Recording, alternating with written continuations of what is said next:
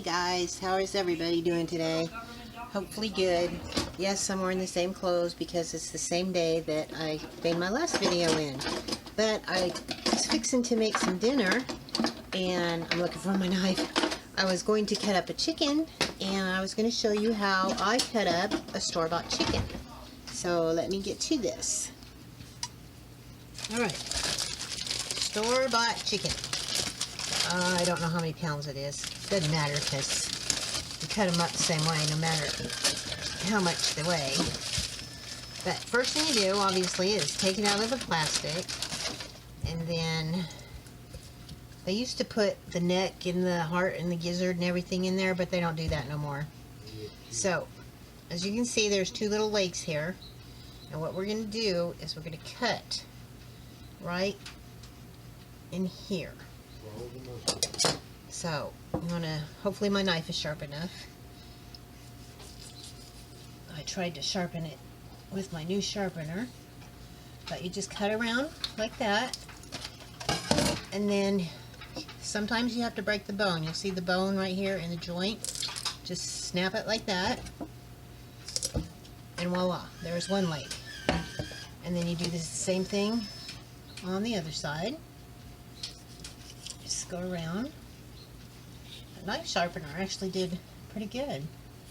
I got a free gift, and it was a can opener with a knife sharpener, and I tried it out and it actually works really good. Okay, so we have both legs, and right here is where the legs were cut off.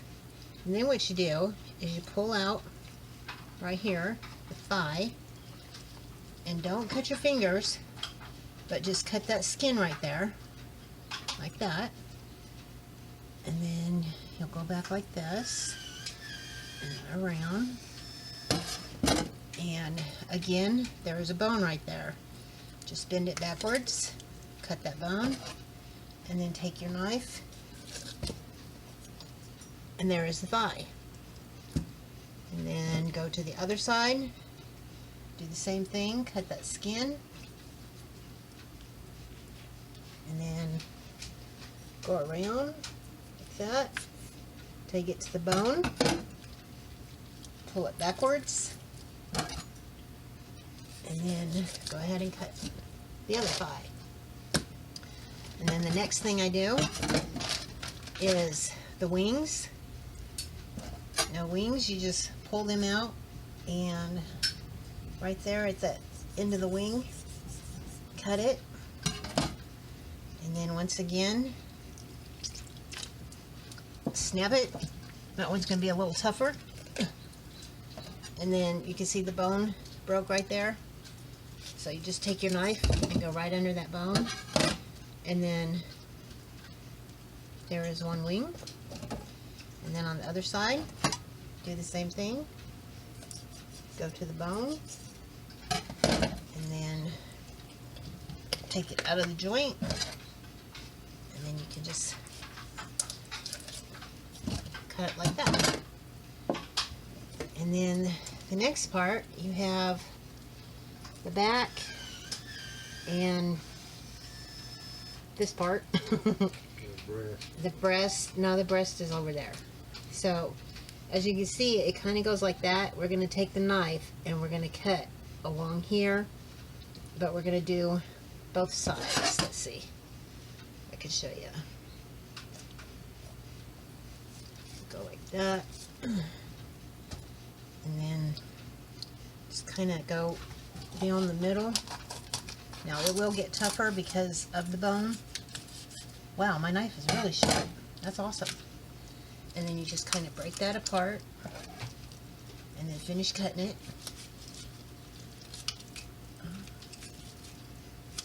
There you go. And then you'll have two pieces like this. So we're going to take the piece with the backbone, and right here you can feel a little dent right in there. You just break it in half, and then again cut.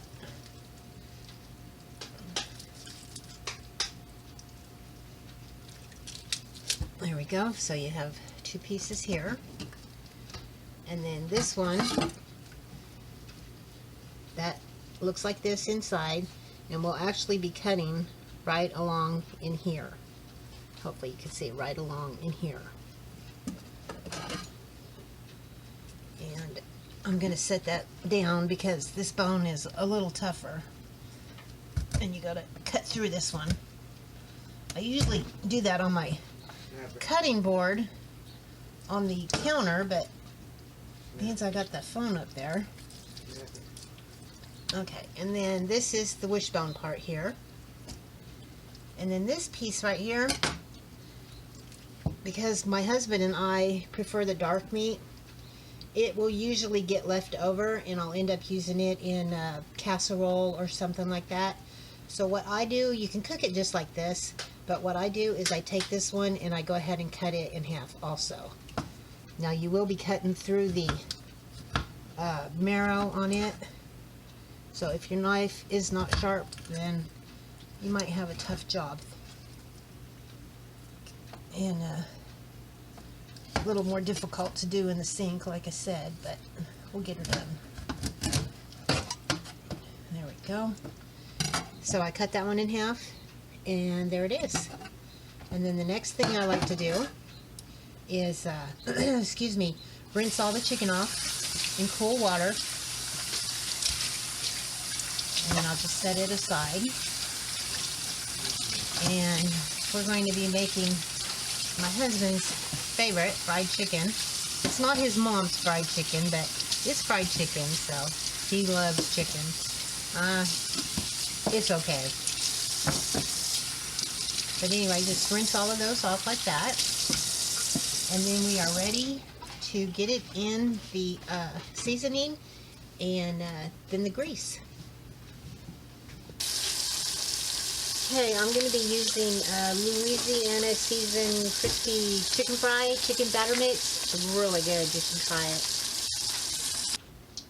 Okay, it says to use a half a cup of water with 5 tablespoons of the mix, and you put it in a bowl. I'm going to use 10 tablespoons and 1 cup of water because I'm using 2 packages. That's 2. That's 3. And this one is 10. So I got all 10 of those in there. Then I'm just going to take my wire whisk here and mix that up. Just get it so it's all mixed up. That's all you got to do. And I just find that 2 of these packages work better for a bigger chicken. Now if you had like a little, I don't know, Cornish game hen or something like that, then 1 package would be fine. But I'm going to use 2 for the bigger chicken. And what we do with the other ingredients that we didn't use is we put that in a separate bowl, like so. And then we get our tongs, which I washed and put away, so let me go get those. Okay, I got the tongs. I'm going to go ahead and light my burner and let my grease start warming up. And my husband said to let y'all know that he always helps me cook when it comes to chicken, especially. He helps eat it. Actually, he eats most of it. Send my teeth in it, or else it's just chicken. That's all it is. Right.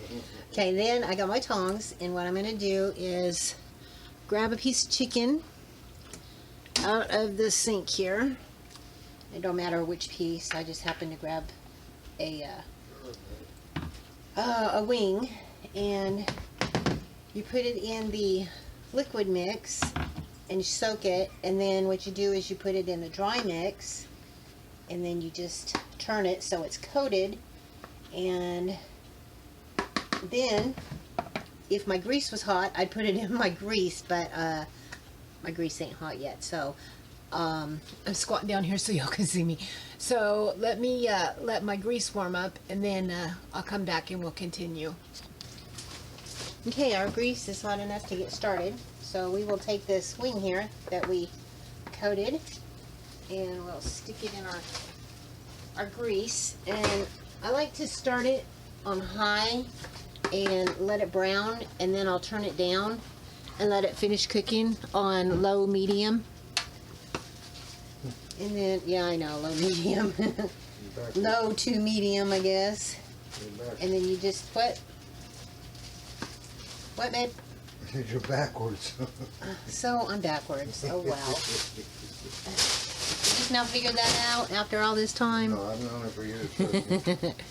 So anyway, what you do is continue to do each piece in your liquid batter, and then your dry, and you place them in your cast iron skillet or your electric skillet or whatever kind of skillet you're using. And that's it, pretty much. Okay, I got all of our chicken over there in our pan, and where is my dish rag? I grew legs and walked off. So, sorry, I'll grab another one. I got a little too much grease in my pan here, so I got to get that up. And if you ever have a grease fire, flour. Don't try to put water on it. You throw flour on it. Alright, let me show you this. We have that cooking, and what I'm going to do is get my other big cast iron pot, skillet, whatever you want to call it, and that will be our lid. Voila. So I'm going to let that cook on high for about 15 minutes, and then I will check it and flip it. But using 2 packages, that's what you have left. So 1 package just wouldn't be enough to coat 1 chicken, in my opinion, but you know what to say about opinions too. So Yeah, mine's the only one that counts. yours is the only one that counts. That's right. Alrighty then. So I had to get in on that one. the next thing I'm going to do, because I cut up a chicken, let me turn this the other direction. I am going to take, not my tongs because I'm still cooking with them. I'm going to set them over here by the chicken. But I am going to go ahead and throw this in the trash because it ain't no good no more. What you need, babe? Yeah, you're right. And then I am going to clean all my utensils and my sink with hot Dawn, and then I'm going to wipe it out with Lysol because it's chicken, and I just like to sterilize after I cut up a chicken We got in my sink, on my counter, whatever. we got the party up there. We have Bacardi or Everclear or something. One of them will clean it. But anyways, that's what I'm going to do next. So let me go ahead. What, baby? What they use at the hospital. Yes, that's what they use in the hospitals to clean with. So let me go ahead and clean up my mess here, and then we will go back and check on the chicken and see if it's ready to be turned. Okay, I just took off the top skillet there, but as you can see, it is starting to brown nicely. So I'm going to go ahead and flip it all over and try not to make too big of a mess. But yeah, right, me cook and not make a mess, something wrong with that picture. I done had a little grease fire, but I didn't have time to turn the camera back on and show you. Whatever, I had to get fired. He did not. I just took a rag and wiped up the grease because there was just a little bit. I didn't have to throw no flour on it. It was nothing major. We don't even own a fire extinguisher. Whatever. My husband's giving me a bad time back there. That's what that static is. So anyway, just go ahead and flip your chicken, turn it off, and then you can put your lid back on it, or you don't have to. But let it cook for another 15 minutes, 15-ish minutes, and then you can turn your heat down and let it continue to cook on a lower heat. I just like to brown mine first.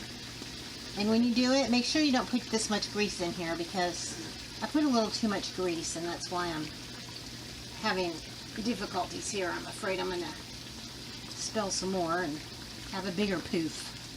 But anyway, we got it all turned. So I'm going to go ahead and, like I said, put my lid back on and let it continue to cook for a while. Okay, I dug out my big heavy-duty lid here. It's a lot easier to maintain. But the chicken, as you can see, pretty brown. So I'm going to turn the burner down. And let's see. Maybe you can see that. But I'm going to turn it down to about there, which is about medium. And I'm going to let it cook for probably a good 20 minutes, and then I'll come and flip it again. And then we will check it from there. Okay guys, it is time to check on the chicken again. Set my lid over here in the sink. And we're going to go ahead and flip it one more time.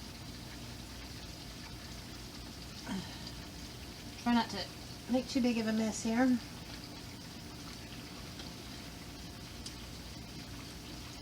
My husband says I'm backwards because most people cook their chicken first and then they brown it. But maybe that's right. I don't know. I'm not going to say it's not or it is.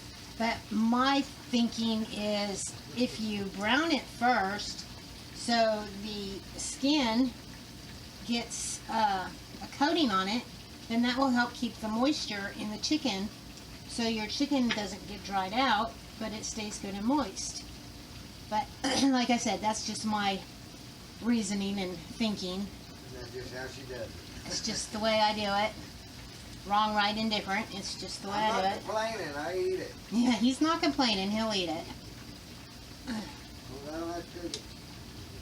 So, I'll bring the camera up here in just a minute and show you after I get this all flipped over.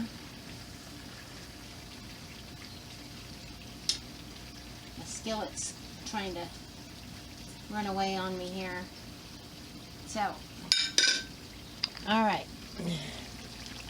Now you can tell the difference, how pretty brown it is.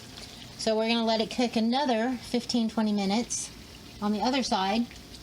And then I will get a knife and a fork and we'll check it. You want to check it down by the bone. Make sure there's no blood.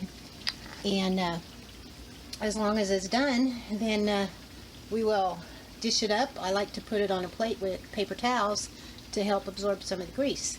But we're not there yet, so I'll show you here in just a minute. Alright, let's check on this bird and see if it is done. Go ahead and throw the lid back over there, and I'm going to switch hands here. Hopefully you can see that. And okay.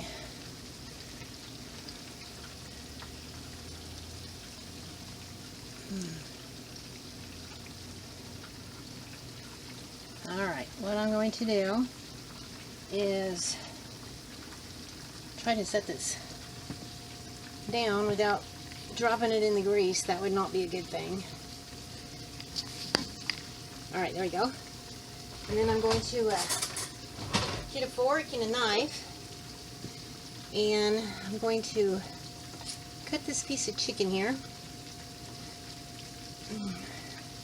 See if I can get it up here so y'all can see. This skillet likes to slide on my burner. It's not good. And hopefully you can see that, but I cut down to the bone and there is no red. So let's get a big thick piece. That was the leg. Let's get like the thickest piece would be falling apart. Oh, if I can get hold of it. Need to be able to, well, it's falling apart, so it's probably done. Maybe I'll just do it this side. But you just want to cut it open and look next to the bone. Make sure there's no blood in there, which there is not. So, I'm going to say our chicken is done. I'm going to turn off the heat. And then what I do is I take a plate and I put a paper towel on it, like I was telling you earlier. That way when I take the chicken up, some of that grease will drain off into that paper towel. And no, this is not diet food, but tomorrow's my birthday, so I'm going to start early and celebrate. So we'll just say today's my birthday and it goes for 24, 30 hours. Anyway, that is how I do my chicken. If y'all have any comments or suggestions, or if you do it differently and you have a different method, leave me a comment down below. But thank you for watching. I hope you learned something, and y'all have a good one, and I'll catch you next time. God bless you. Bye-bye.